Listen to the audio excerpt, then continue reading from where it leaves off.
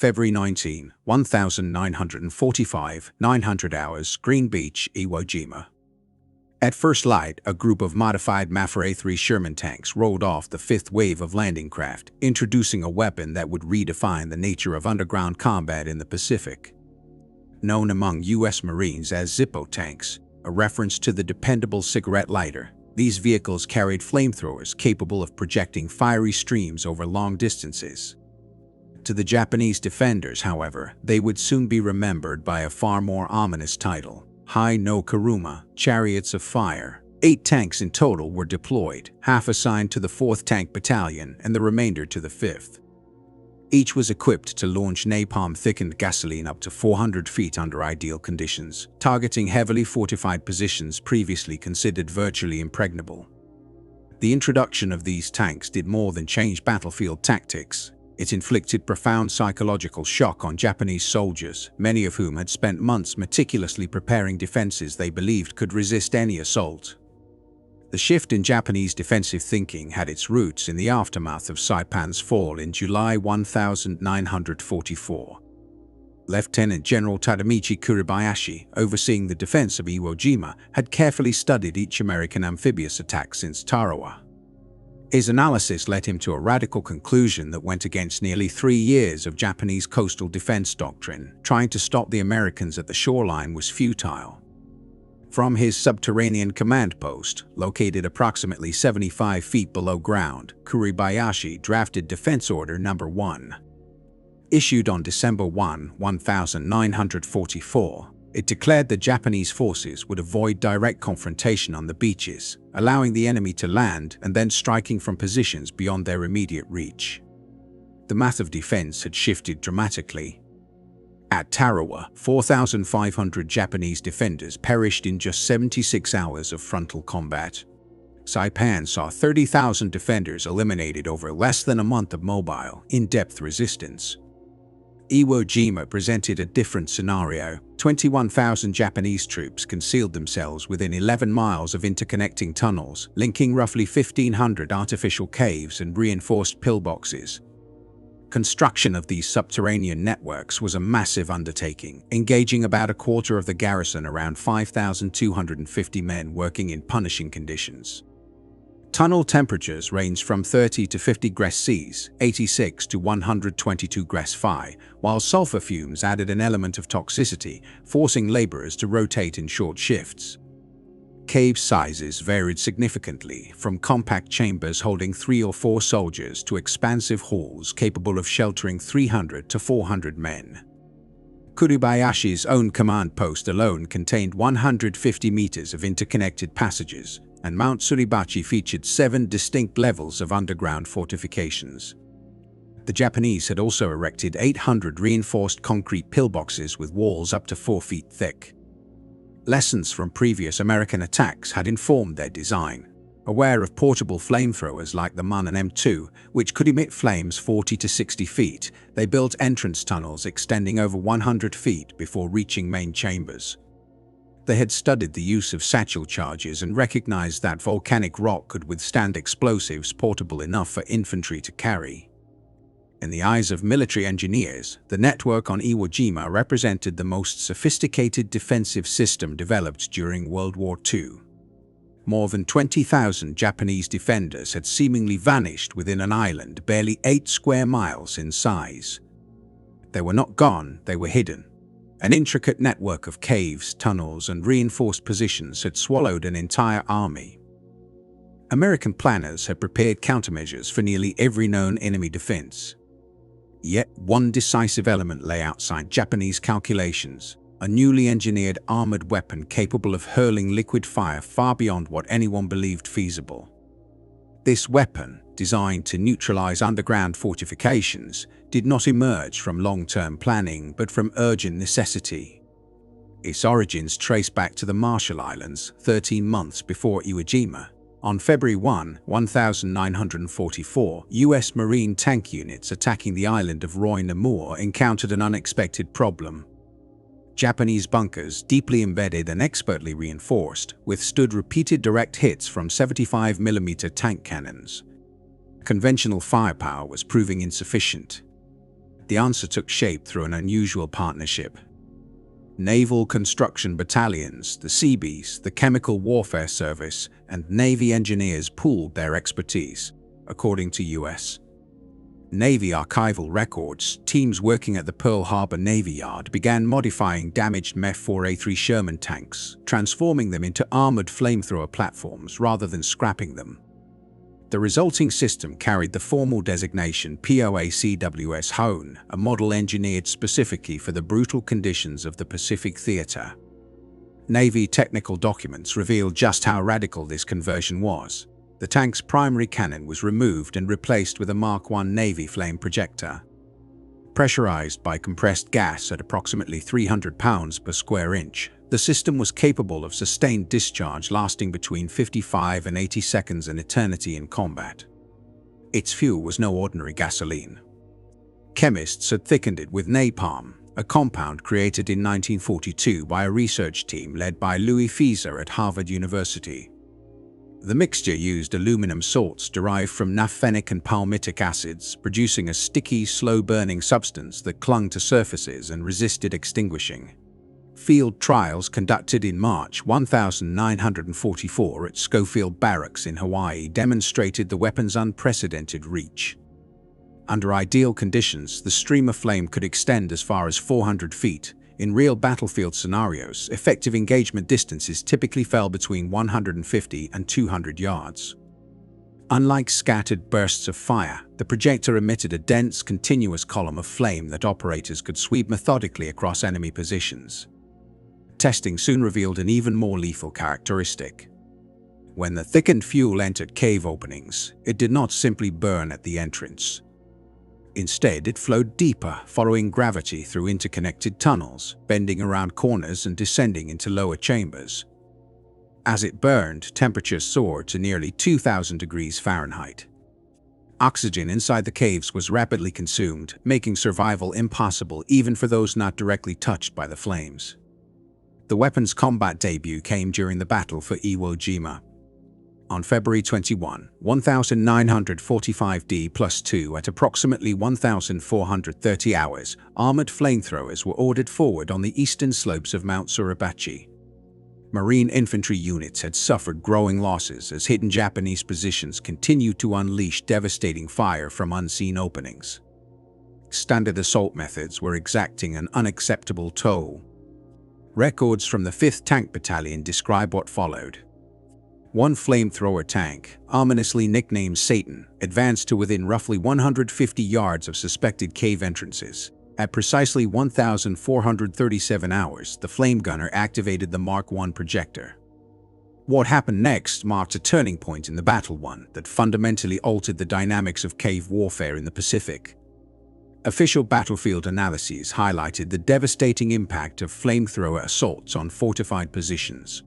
Streams of incendiary liquid could travel hundreds of feet while maintaining continuity, eventually striking mountain faces and seeping into cave entrances. The thickened napalm, far more viscous than standard gasoline, would follow the contours of defensive tunnels designed to resist conventional attacks, collecting in depressions and sustaining combustion for extended periods.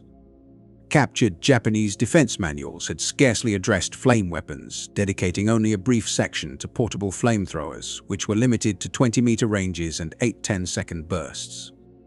In contrast, the newly deployed flame tanks carried vastly greater fuel reserves, capable of projecting a continuous blaze for over a minute. Technical reports from the Chemical Warfare Service meticulously described the multiple ways flames inflicted casualties within enclosed spaces. The Mark I flame projector discharged several gallons of thickened fuel per second under 300 psi pressure.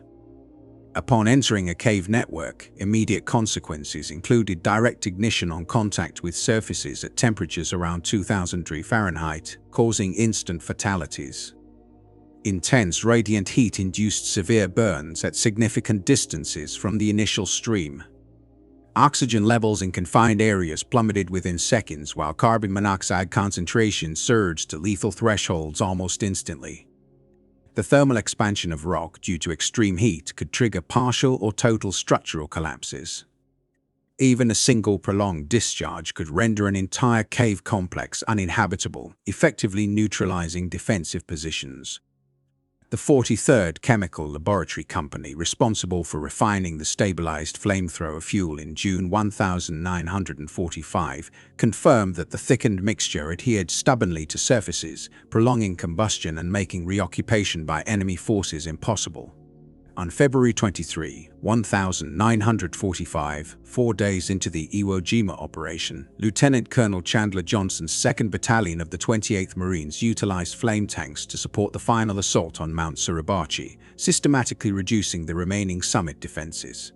The combination of high-pressure fuel projection, sustained ignition, and the inherent vulnerabilities of cave fortifications demonstrated a calculated integration of chemistry, physics, and battlefield tactics, reshaping the nature of close-quarters combat in entrenched environments. Marine Corps intelligence had mapped 165 cave locations along the slopes of the volcano, each representing a potential stronghold. Conventional infantry assaults on these positions were predicted to incur heavy losses. In response, flame tank units devised innovative tactics, later recorded in tank battalion operational reports. Their standard procedure involved coordinated operations between 2 tanks, one equipped with flamethrowers and the other a standard Sherman providing suppressive fire. Crews followed a methodical routine. Advance until within effective range, usually between 150 and 200 yards, use gunfire to suppress any visible threats, then deploy the flamethrower for 30 to 40 seconds. The after-action report from the 28th Marines for February 23 detailed the neutralization of 47 caves. U.S. forces sustained minimal injuries, 3 personnel wounded, while Japanese defenders suffered approximately 800 casualties. This outcome represented a dramatic shift from expected casualty patterns in cave-based combat. Intelligence gathered from decoded Japanese radio transmissions by the Fleet Radio Unit Pacific revealed a clear lack of preparation for flame tank attacks. Intercepted messages included urgent requests for countermeasures and instructions for evacuating frontline cave positions. February 22, 800, immediate measures required to address enemy flamethrower tanks. February 22, 1430, all units to prioritize targeting flame-equipped vehicles. February 23, 600, forward cave evacuation authorized in the presence of approaching flame tanks. February 23, 1800, Suribachi garrison requests authorization for a final charge, citing inability to hold positions against flamethrower assaults. Combat experience rapidly drove adaptations in vehicle maintenance.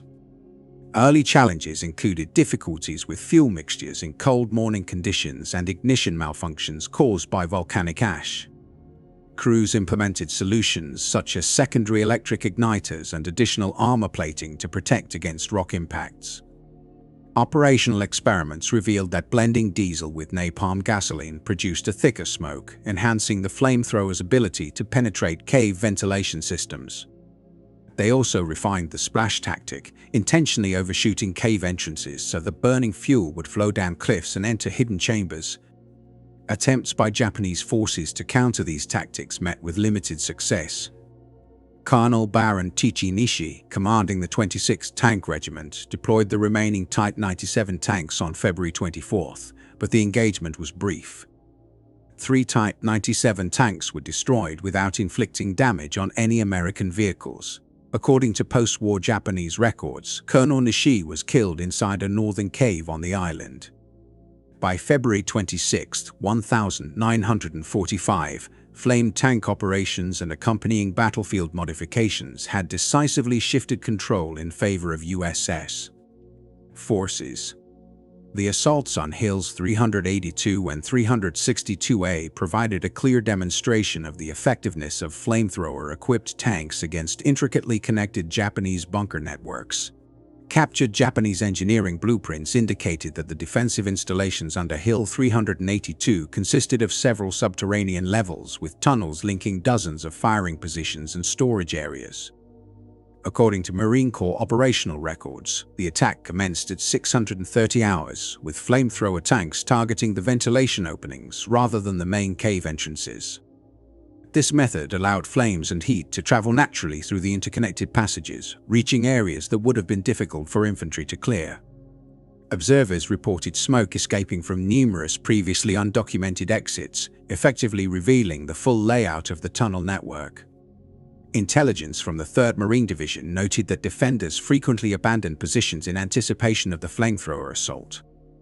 Several bunkers were found completely vacated, with weapons and supplies left behind, a significant deviation from established Japanese defensive practices, which traditionally emphasized fighting to the death.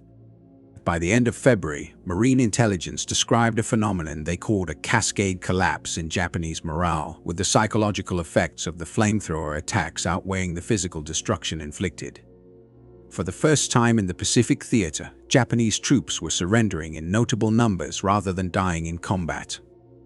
Interrogations of prisoners revealed that many described the flamethrowers in terms such as demon weapon or dragon's breath, reflecting the intense fear these devices inspired.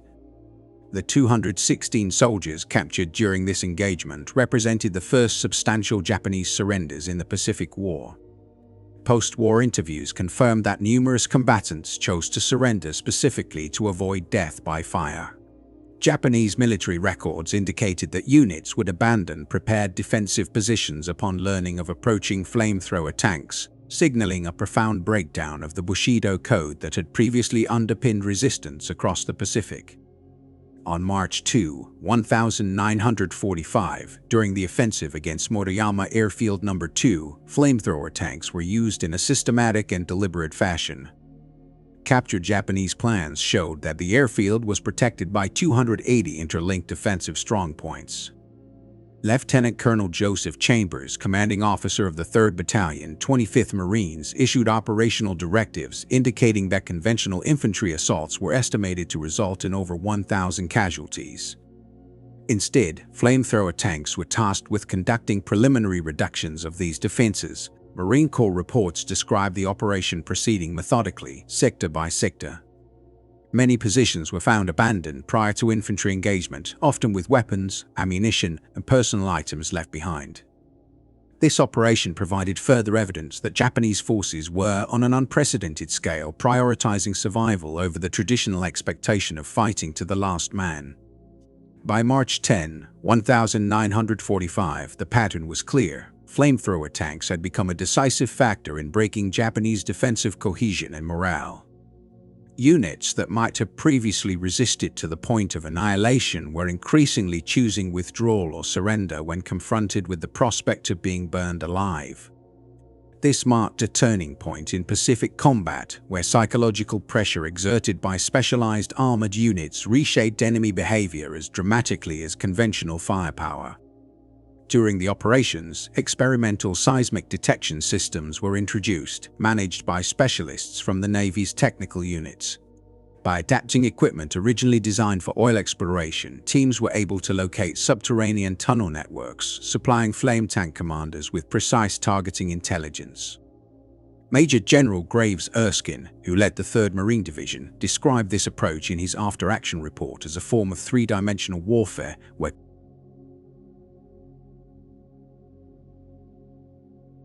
the integration of seismic detection with flame-based weaponry proved exceptionally effective against extensive tunnel complexes. By March 16, flame tank tactics had undergone notable refinements. While their standard operational range remained between 150 and 200 yards, crews experimented with adjustments to fuel composition and pressurization, extending the reach of the flamethrowers when operational demands required it. Battalion records from Marine tank units highlight a range of technical innovations developed amid active combat conditions. Beyond their physical effectiveness, these weapons carried a substantial psychological effect. Intelligence intercepts of Japanese communications indicated that enemy forces widely believed American flamethrowers could strike at limitless distances, contributing significantly to the collapse of defensive positions. Official Marine Corps documentation records that flame tank operations on Iwo Jima spanned 36 days, from February 19 to March 26, 1945. A total of 8 flame tanks were deployed, divided evenly between the 4th and 5th Tank Battalions. Peak daily fuel consumption ranged between 5,000 and 10,000 gallons.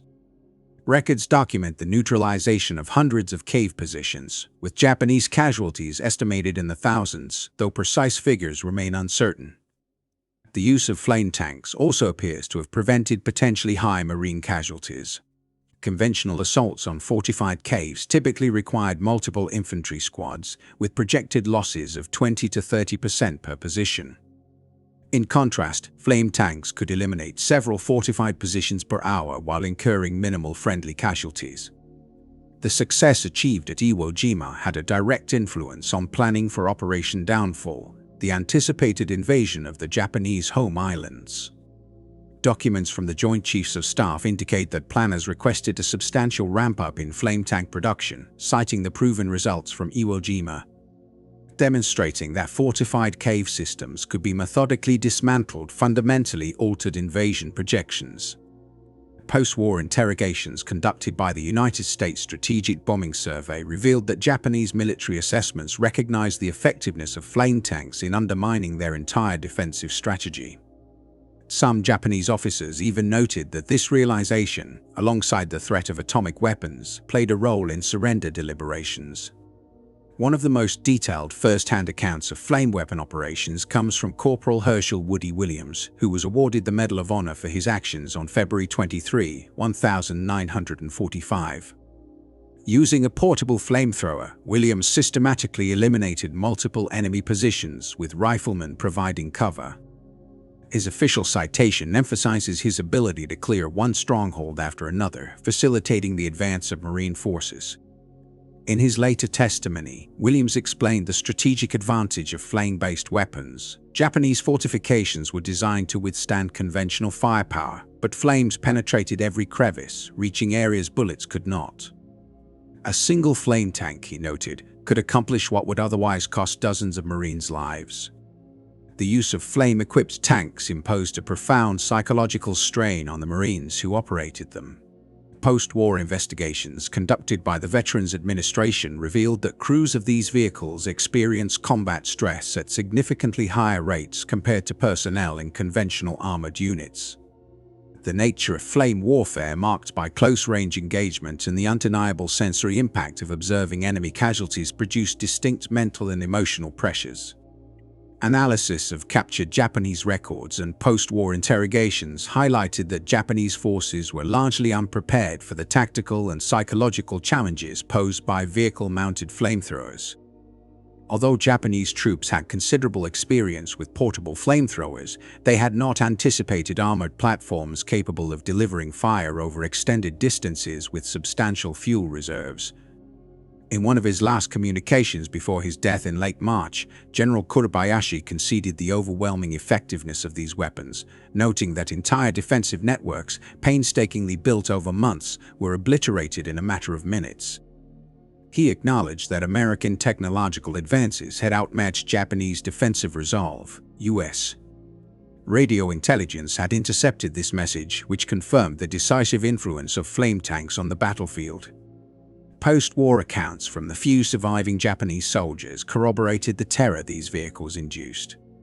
One witness told war crimes investigators that soldiers who had previously confronted mortal danger without hesitation were now fleeing at the sight of flame tanks, as the weapons introduced a method of death that conflicted with traditional notions of military honor. The insights gained from the Battle of Iwo Jima were immediately integrated into the planning for Okinawa, which commenced on April 1, 1945. Marine Corps operational reports show that flame tank deployment was expanded and refined, incorporating lessons learned from Iwo Jima to increase battlefield effectiveness. Japanese defenses, studied closely by Colonel Hirami Yahara of the 32nd Army, included water reservoirs, extended tunnel networks, and makeshift flame barriers. Despite these preparations, the measures proved inadequate against the improved American flame tank strategies. On the American side, Marines received upgraded support for flame tank operations, including specialized logistics systems to ensure a steady supply of fuel. The 713th Flamethrower Tank Battalion, organized specifically for Okinawa, documented operational successes exceeding those at Iwo Jima. These deployments relied on a large-scale industrial and logistical effort beyond the tanks themselves. Navy construction battalions established fuel storage and mixing facilities even under combat conditions. By the end of the campaign, the infrastructure encompassed underground fuel depots, multiple napalm mixing stations, extensive pipeline networks, and forward resupply points. The Chemical Warfare Service recorded that daily operations required the delivery of thousands of gallons of fuel components to the front lines. The supply chain, stretching from chemical plants in the United States to battlefield mixing stations, demonstrated an industrial capability far beyond what Japanese forces could match. Medical documentation from Navy hospital ships also recorded injuries unique to the use of flame weapons, underscoring their distinct and terrifying impact. Burn injuries, inhalation of smoke, and carbon monoxide exposure demanded highly specialized medical attention. The hospital ship USS Samaritan treated both American and Japanese personnel who suffered burns, though many Japanese soldiers were initially reluctant to accept care, viewing survival as a personal dishonor.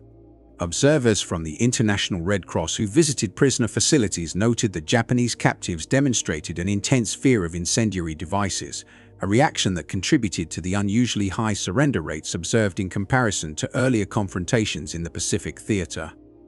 The deployment of flamethrower-equipped tanks at Iwo Jima represented a significant advancement in military technology, shaping subsequent weapons development for decades.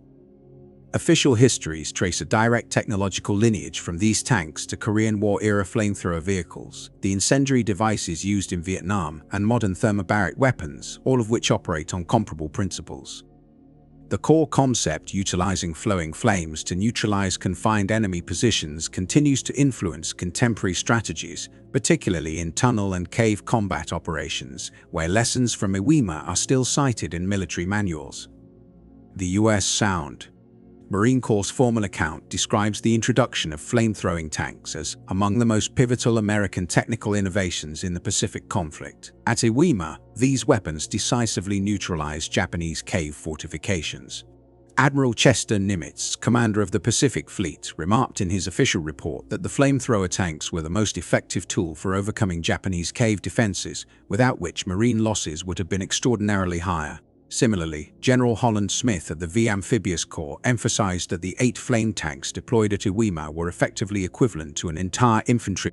While the tactical advantage of flame tanks in reducing Allied casualties was clear, their deployment introduced complex ethical dilemmas. Military chaplains recorded a noticeable increase in psychological counseling requests from flame tank crews, reflecting the moral burden of employing such devastating weapons. From the Japanese perspective, post-war testimonies and captured documents revealed the collapse of defensive strategies. Soldiers who had prepared to die in conventional combat were confronted by an entirely unfamiliar and terrifying method of attack, leading to widespread psychological breakdowns that preceded physical defeat. Legal assessments conducted during and after the war affirmed the use of flame weapons as permissible under international law. At the time, neither the Geneva Conventions nor the Hague Regulations explicitly banned these devices, and their employment against military fortifications was considered legitimate under the accepted rules of warfare in 1945. Following World War II, no legal actions were taken specifically against the use of incendiary weapons by either Allied or Japanese forces. These weapons were widely regarded at the time as a necessary measure to neutralize Japanese defensive positions within caves, which could not be breached effectively by conventional means without incurring extremely high casualties. Starting in 1970, annual gatherings on Iwo Jima brought together veterans from both the United States and Japan to participate in ceremonies honoring those who had fought there. Records maintained by both governments indicate that these reunions provided opportunities for former adversaries to reconcile and acknowledge each other's experiences. By the 40th anniversary in 1985, veterans visited locations where flamethrower-equipped tanks had been deployed. Japanese participants acknowledged the tactical impact of the weapons, while American attendees expressed admiration for the bravery of Japanese defenders.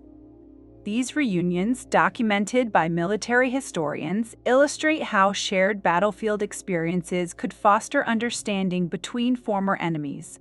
The 85th anniversary event in March 2025 was notably smaller, with only 7 American veterans present, reflecting the natural attrition of the wartime generation. Testimonies from these remaining participants, recorded for posterity, highlighted both the strategic necessity of flame weapon use and the harrowing realities it imposed on all involved. Archival materials at the National Archives contain extensive documentation of flame tank operations on Iwo Jima. This includes war diaries from tank battalions, after-action analyses, and technical assessments, all providing detailed operational insights. Captured Japanese documents and post-war interrogations corroborate the profound effect these weapons had on cave-based defenses. The Marine Corps History Division preserves official records emphasizing how flame tanks altered the tactical approach to fortified cave systems. These innovations demonstrated that technological advances could decisively counter previously unassailable defensive positions, which in earlier campaigns had led to severe casualties. Visual documentation from the battlefield, including photographs and film footage taken by combat photographers, captures the destructive reach of flame tanks as streams of fire engulfed Japanese fortifications. The preserved media vividly illustrates the tactical consequences of this weapon system and its role in reshaping ground combat against entrenched defenders. The introduction of 8 flame tanks to Iwo Jima represented far more than a mere battlefield tactic. It highlighted the transformative impact that industrial production capabilities and technological innovation could have on the conduct of modern warfare. These specialized vehicles effectively neutralized the defensive measures that Japanese troops had painstakingly established over months. Streams of incendiary liquid, capable of reaching distances of up to 400 feet under ideal conditions, did more than just clear fortified caves. They dismantled assumptions about the nature of contemporary combat. Japanese soldiers, trained and prepared for conventional assaults, suddenly faced a weapon that penetrated their strongholds as inexorably as American industrial power dictated the outcome of the battle. When confronted by the flame tanks, Japanese defenders who abandoned their positions were making rational choices under extraordinary circumstances. The strategies and preparations they relied upon, designed for traditional forms of engagement, proved utterly ineffective against flames that followed gravity through every passage and consumed the oxygen within each chamber. By deploying these vehicles, American forces avoided the heavy casualties that a room-to-room struggle would have inevitably caused, preserving thousands of lives. Yet, this advantage came at a psychological cost. The weapon inflicted a type of destruction that instilled terror in its victims and left a haunting imprint on its operators. This duality, rescue for one side, horror for the other, became a defining feature of their operational legacy. Historians widely recognized the flame tanks at Iwo Jima as a decisive innovation that accelerated the battle's conclusion and minimized American losses. The episode illustrated a fundamental principle of industrial-age warfare. When technological and manufacturing capabilities are sufficiently advanced, they can overpower human bravery and determination. The 8 flame tanks deployed during the campaign proved a harsh but undeniable reality. Victory increasingly belonged to those who possessed superior machinery and the industrial infrastructure to utilize it effectively. Japanese defenders quickly discovered that valor could not repel incendiary streams, courage could not counter chemical effects, and resolve meant little when molten fire moved through tunnels with the inevitability of flowing water. The conflict at Iwo Jima concluded on March 26, 1945, after 36 days of sustained fighting. Out of an estimated 21,000 Japanese personnel, roughly 20,000 perished, and only 216 surrendered, a level of resistance and loss unparalleled in the Pacific theater. American forces reported 6,140 killed and 17,913 wounded, according to official records. Without the intervention of flame tanks, casualty figures would have been considerably higher. The battle marked a definitive shift from reliance on static defensive positions to acknowledgement that technological superiority could override even the most entrenched fortifications. Through the deployment of flame tanks, the arithmetic of modern warfare became strikingly clear. Industrial capacity, amplified by technological ingenuity, often outweighs human courage when the imbalance is stark. Today, the island, now restored to its Japanese name, Iwakoto, serves as a silent reminder of the profound costs of contemporary combat. The caves that once harbored Japanese soldiers still bear scars from the operations of flame tanks, standing as enduring testimony to the moment when mechanized fire reshaped the dynamics of cave fighting and underscored the decisive influence of industrial might in determining the outcome of war.